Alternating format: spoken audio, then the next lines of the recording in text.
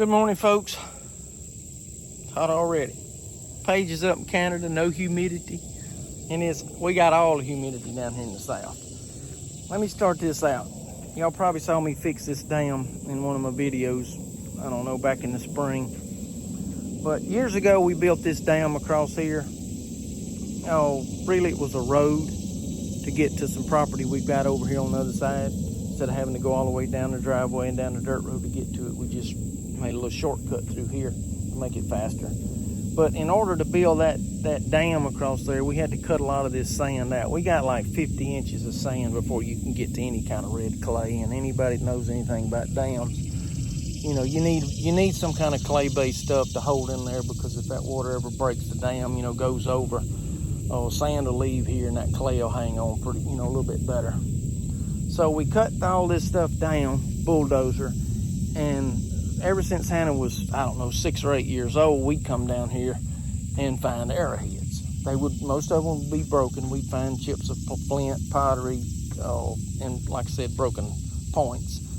But I figured, you know, that this was a campsite, because you can see the ash in the ground. You can, when you're scooping or whatever, you can see the ash.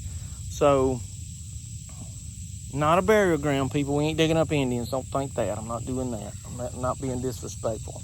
All I'm wanting to do is go through some of this dirt before I end up putting it back in that dam, because that dam, I still got to come up about 2 feet on that dam. And I'm not going to go through all of it, because I'm doing it with a shovel. I got a little front end loader, but I like to get my exercise every morning before it gets smoking hot. And that's what I'm doing. So I got my trailer right here. It's got an expanded metal floor in it, so the dirt will go through. When you sift it around, it'll go through, but it'll catch the points. And this is some of the stuff that we're finding. Found a good one yesterday, but it's at Hannah's up there. I left it up there. But this is just some of the stuff right here. I'll show you some videos. You know, I'll put it in the video of some of the good stuff we found. But like I see, the stems broke off of that one.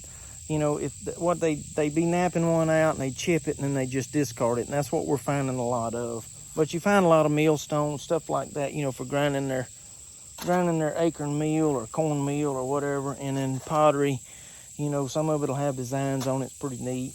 And I don't know, instead of just pushing the dirt off in the dam, I figured I'd go through a little bit of this stuff and just see. And so far it's worked out. It's worked out good. So must have been several folks stayed here in this village up on this little flat right here, right around this creek. You know, they had to have that water, but they got that creek just wraps all the way around right there. And then, of course, we got that dam going right across the middle. So there's no telling what we pushed into that dam, you know, years ago. There's no telling what's in there. But like I said, not a burial ground. We just trying to, I guess, preserve, because all of this stuff that we're getting will be passed down. I mean, we're super sentimental, so it'll be passed down from me to Hannah, or from Hannah to her kids. And then, you know, that's just the way we are. I hate to just, you know, if somebody can look at it and appreciate it like we do, then, you know, it's pretty cool. Y'all hang in there. Let's see if we can't find something. Hannah should be down here helping me pretty quick, and hopefully we can show y'all some points. All right, y'all, let's go through some of these points and let me give you what I think. And, you know, I don't know. I'm not, you know, a professional at this by no means. I don't pretend to be. I'm giving y'all what I think. Okay, most of these right here I found in the river, or we found in the river, me and Hannah. All of the glossy ones come out of the river. These like this are coming from on top of the ground back here at the pond dam where I'm working. I'll show you a bunch more in a little bit. But what I'm finding with these, this is a different kind of rock. This is what we call flint. I don't know exactly what you call it, but I think that's what it is. We call it flint.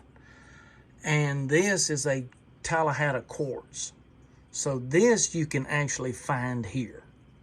We don't have flint just laying around here. So all of these points that were made, I think they actually come on later in time, because they were actually traded, you know, to different tribes, I guess, in Georgia or whatever, because I think they've got it, you know, they got the Flint River over there. So I'm thinking that they traded and swapped, or travel that far, whatever, and brought those rocks here, because we don't have this in the southeast Alabama, like, you know, where we're at.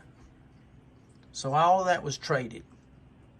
And the reason I'm thinking this is because the deeper I dig in the ground, the more of this I'm finding. And I'm not finding any flint.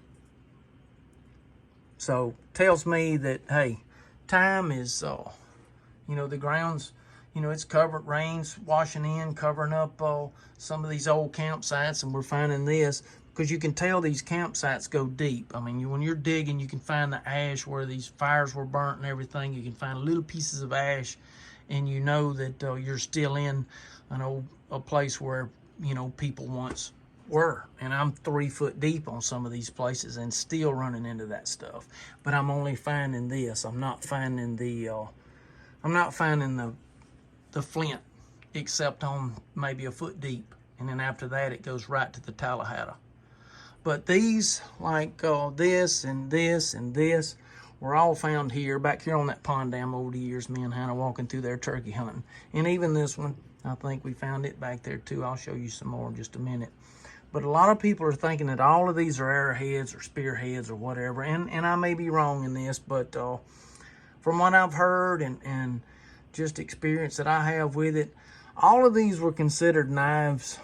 Most of these, except for this one and this one, you know, like these killing points, these long, slender points are more like a killing point. You know, be a lot more aerodynamic on a spear or on an arrow or something like that. Because I mean, it would take Arnold Schwarzenegger, you know, to sling a point that size with any kind of, you know, speed. It's going to take a lot of horsepower, and I just don't think that that's what it was. The reason these being so small, a lot of people call them bird points or something, and I don't really think they were bird hunting at this point. I mean, I'm sure they would eat whatever they could find, but these are just wore down. I think these all started out as bigger points, and they would discard them as they got smaller. So if you know, as they sharpened them, they get dull, cleaning their game. That's the reason we're finding a lot of them in the river, is because they were cleaning their game on the bank of the river. You know, and you nap that thing down every time it get dull, just like we sharpen a knife. And when it got to that size right there, I mean, I would hate to know I had to skin a deer with that. So this is attached. This stem was attached to a jawbone or a bone or something like that. And they would just discard it. That's why we're finding a lot of these in the river. But look over here. And where they're building them, you know, they're making these things at their campsites. You're going to get a lot of chipped, a lot of busted stuff. That's what I'm finding. But we do find some good stuff too. Like you saw in the case over there. I mean, we find some good stuff. But just like this, I mean, the ears broke off of that. So to them, that's a discard. They just chunked it to the side, and that's why I'm finding it. This one was probably, at one point, a knife, and this one really has probably spent more time in the hands of an Indian than any of the rest of them, because they just kept on napping that down and probably used it for a scraper. So it's hooked to a bone or whatever on that stem, and then they're scraping hides with that right there. That's what I'm thinking. So pretty cool, huh? I don't know. Like I said, I'm not a professional at this, but the way I look at it, it's pretty simple. Over time, we went from this, more recently, the flint, to back in time. You can see they just didn't nap out as good. I mean, they just didn't have the quality on this quartz Tallahatchie, so they started trading, because it just napped out better. It just made a better point than the older stuff, so they traded it out. That's my story, and I'm sticking to it, folks. Hope y'all enjoyed the videos. Appreciate y'all.